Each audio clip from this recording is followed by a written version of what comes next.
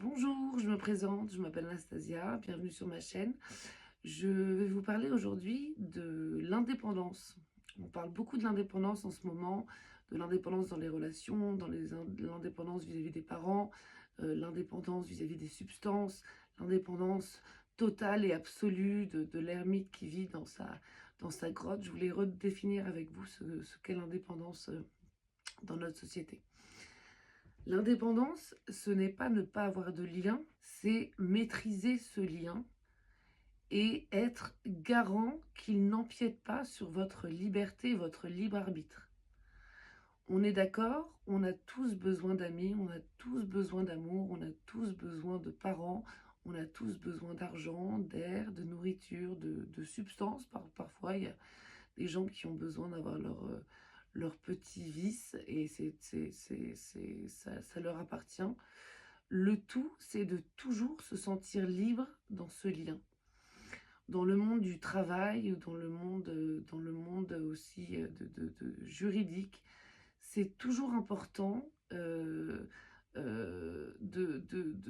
se protéger, surtout dans le monde du travail, de toujours avoir une porte de sortie, d'être protégé juridiquement pour avoir l'impression d'exercer son travail de façon libre et éviter qu'une personne, notamment votre supérieur ou votre collaborateur, ait une emprise sur vous et vous fasse vivre un enfer parce que vous avez peur ou vous sentez que vous ne pouvez pas partir de ce travail.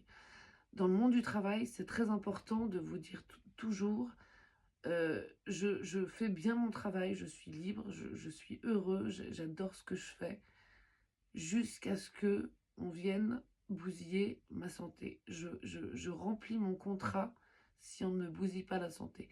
Il faut toujours vous dire qu'il y a toujours une porte de sortie si vous avez des relations toxiques dans votre travail, vous sentir indépendant et prendre le courage aussi de quitter cet environnement toxique et vous dire qu'il y a bien plus de choses qui vous attendent ailleurs. Dans les relations affectives, la dépendance affective, oui, s'il y a une emprise toxique, si vous êtes dépendant affectivement, c'est-à-dire que vous êtes folle amoureuse de votre conjoint ou fou amoureux de votre conjoint, ce n'est pas de la dépendance affective, c'est de l'amour. La dépendance affective, c'est s'il vous détruit et que vous n'arrivez pas à le quitter.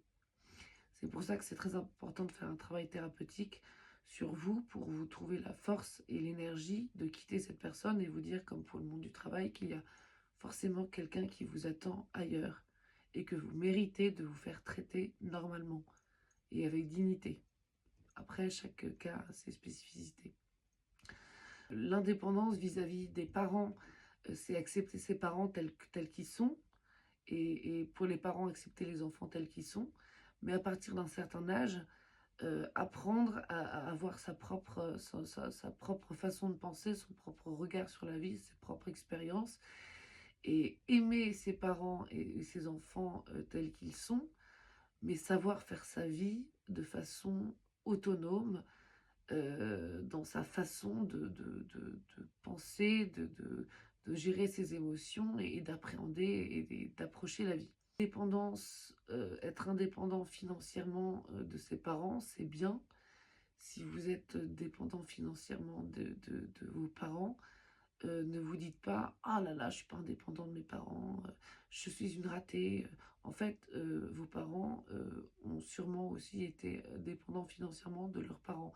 La transmission, de l'héritage, des parents aux enfants, elle se fait aussi financièrement, pour ceux qui peuvent et c'est une chance exceptionnelle. Ne vous culpabilisez pas, le tout c'est de ne pas se baser que sur vos parents. Mais sinon, c'est tout à fait normal. Il y a l'indépendance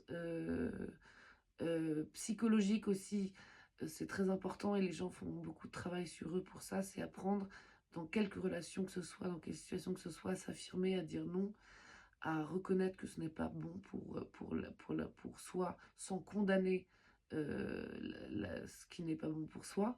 C'est vraiment apprendre à se connaître, à connaître les autres et à connaître les rouages de la vie pour savoir ce qui est bon et savoir aller vers ce qui est bon et aussi refuser ce qui n'est pas bon. Affirmer devant les gens, refuser des comportements, refuser des choses qu'on vous propose, des situations qu'on vous propose, des propos qu'on vous tient, des comportements, des attitudes, qu'elles soient physiques ou morales, savoir dire non, savoir vous affirmer, et ça c'est l'indépendance psychologique. Et si vous arrivez à toujours vous affirmer et savoir ce que vous voulez et anticiper toujours les fameuses portes de sortie et savoir bien doser, euh, que ce soit dans la nourriture, dans les substances, dans les relations, si vous arrivez à trouver la bonne dose pour vous et pour l'autre, vous arrivez à un grand degré d'indépendance et une très bonne gestion de vous-même. Voilà, j'espère que j'ai été claire et complète. Je reviendrai sur d'autres sujets qui ont été évoqués, notamment les relations père-mère et enfant. Et je vous dis à très vite. Bonne journée, au revoir.